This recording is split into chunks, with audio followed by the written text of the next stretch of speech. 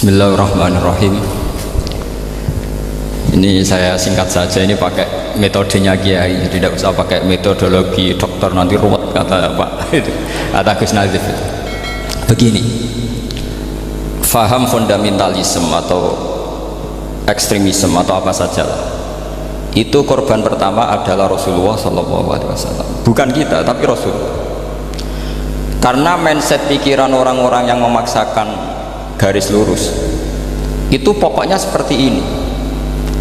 Misalnya begini, nubuah, cara berpikir Nabi itu beda dengan cara berpikir orang banyak. Jadi kalau Rasulullah itu punya teman, misalnya Abu Bakar, Umar, Utsman, Ali, teman-teman yang biasa heroik, biasa pahlawan. Ciri khas heroik itu adalah dia suka memberi. Itu kalau Nabi dapat ghanimah itu tidak dikasih. Karena cara berpikir Nabi, orang yang biasa baik, biasa memberi, biasa pahlawan, biasa patriotis, kalau biasa dikasih ini jadi pasien. Masa biasa jadi pahlawan, sekarang jadi apa? Pasien. Ini pikiran Nabi. Tapi pikiran orang-orang Khawarij beda. I'dil ya Muhammad. Muhammad, kamu itu harus adil. Bagaimana mungkin kita-kita ini yang lama ikut perang, kemudian yang mendapat bagian banyak ini orang yang baru bergabung sama Islam. Nabi masih rileks, masih jawabnya ada emosi, masih rileks. Wa may ya'dilu di dalam adil, kalau saya ada adil lalu siapa yang paling adil? Umar tidak serantan cara Jawa itu, emosi sekali. Khalid bin Walid, "Da'ni ya Rasulullah adribukum." Saya kasih izin atau biarkan saya membunuh orang itu. Tapi apa kata Rasulullah? Jangan, nanti saya dikira membunuh sahabat saja. Rata-rata syarikul hadis mengatakan itu namanya Dzulkhuwaisir.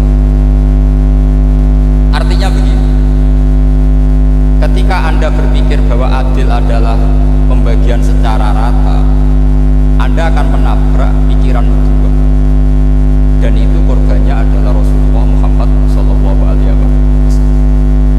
Ternyata terusannya cerita seperti ini. Ini biar sampean tahu sejarah fundamentalisme atau ekstremisme. Orang-orang kayak saya sebut contoh ya, karena saya punya tradisi ahli hadis. Ketika beberapa orang dikasih Rasulullah, ada yang dikasih kambing sampai 100, sampai unta 100, sampai ada yang dikasih Ma'binan Jabalin, itu pernah dihitung sekitar 4.000. Sementara sahabat muhajirin gak dikasih apa-apa, orang Ansor juga gak dikasih. Setelah mereka dikasih, ya pulang, sudah dapat ya pulang. Ketika Nabi digugat, itu peristiwa Hunain juga beberapa kali dialami Nabi. Apa kata Rasulullah? Ama tardona ayarji'an nasu bisyati wal ba'ir wa tarji'una antum bi Rasulillah sallallahu alaihi wasallam ila rifani. Dorong Jawa ngeten, lihat, mereka ketemu saya ini Nabi, saya ini Rasulullah, tapi mereka minta saya itu kambing. Setelah saya kasih kambing, ya mereka pulang. Bayangkan kalian orang Ansor, kamu pulang tuh membawa saya. Enak mana? Untung mana? Bawa kambing sama bawa Rasulullah. Baru orang Ansor nangis. Rodina ya Rasulullah, Rodina. Akhirnya Rasulullah ikut pulang. Orang Ansor ke Medina. Orang-orang Bedui Mekah yang baru Islam gak ngurusi Rasulullah, sementara untuk wedus pulang. Samaan milih jadi orang Bedui apa orang Ansor? Ansor. Sekarang ya seperti itu. Kamu biasa heroik, biasa ngasih kiai kamu, ngasih hadiah kamu, biasa ngasih ibu kamu uang. Ternyata ibu kamu setelah kamu kasih uang, dikasihkan adik kamu atau kakak kamu yang nggak pernah kerja, terus kamu marah-marah, ini tidak adil. Saya yang memberi nggak dikasih, ini yang nggak kerja dikasih terus. Loh, kamu biasa jadi pahlawan kok turun kelas menjadi apa? Pasien. Kamu milih jadi pahlawan apa pasien? Pahlawan. Jadi sebetulnya faham-faham ekstremis ini dari kegoblokan, berpikir nubuwah sehingga tidak punya rasa ibadah. Lah ini yang menjadi orang-orang ekstrem. Jadi korban pertama ekstremitas itu bukan sahabat tapi Rasulullah SAW, yaitu Nabi dibilangin oleh mereka, "I'dil ya Muhammad, kamu kalau bagi harus adil." Pikiran mereka kalau adil sama rata sama rasa. Jadi kalau pakai pikiran itu, saya minum di sini itu haram, mau ndak ikut bikin kok. minum. Enak tamu, teko-teko mangan, sing masak kangelan urung mangan. Itu jadi edan bareng. Itu sama seperti kasusnya Bahram Al-Majusi itu. Dia itu seorang raja kaya, punya anak cantik. Dipikir-pikir, anakku ayu dirabi nang liya rugi, sing gedhekno aku sing rumataku dirabi wong liya. Maka dia berpikir mau dinikahi sendiri. Karena tadi melihat Mas Nadir ya orang Kenya tadi, apa Nigeria. Terus malah gak layak itu maksudnya untuk orang ini Mas Nadif ini termasuk harus mendukung gerakan tidak ekstrim. Nyawanya masih itu karena barokahnya beliau agak-agak gitu, tapi nggak sampai liberal ya, agak-agak pokoknya itu. Karena ketika ada gerakan ekstrim di Mesir itu termasuk dia DPO. Ternyata setelah ada intelijen, beliau pas buka itu nggak makan dulu tapi rokok dulu. Wah, ini mesti orang sekuler, tidak ekstrim. Akhirnya nyawanya sampai sekarang itu barokahnya rokok pas iftar itu pas. Saya tanya ini Mas, iya Mas? Ya pernah sepuh sama saya. Jadi pikiran-pikirannya Bahram itu seperti itu. Walhasil akhirnya Bahram itu menikahi anaknya sendiri. Masyhur itu dalam cerita. Jadi ceritanya itu ada seorang wali tidur di Masjid Haram sama Rasulullah, ditemuin gitu. Terus kata Rasulullah, salam saya untuk Bahram Al-Majusi. Ternyata dicari-cari nggak ada Bahram lain kecuali Bahram yang berdua, bahkan anaknya sendiri mau dinikahi. Ya cara berpikir karena seperti itu. Kalau kita berbuat banyak harus dapat. Itu bahaya. Bahaya sekali karena kalau dalam teori beragama itu al-yadul ulya khairum minal yadis sufla. Kalau biasa ngasih ya ngasih saja, itu heroik. Itu bagus. Jangan biasa ngasih sekarang bermental apa? Pas.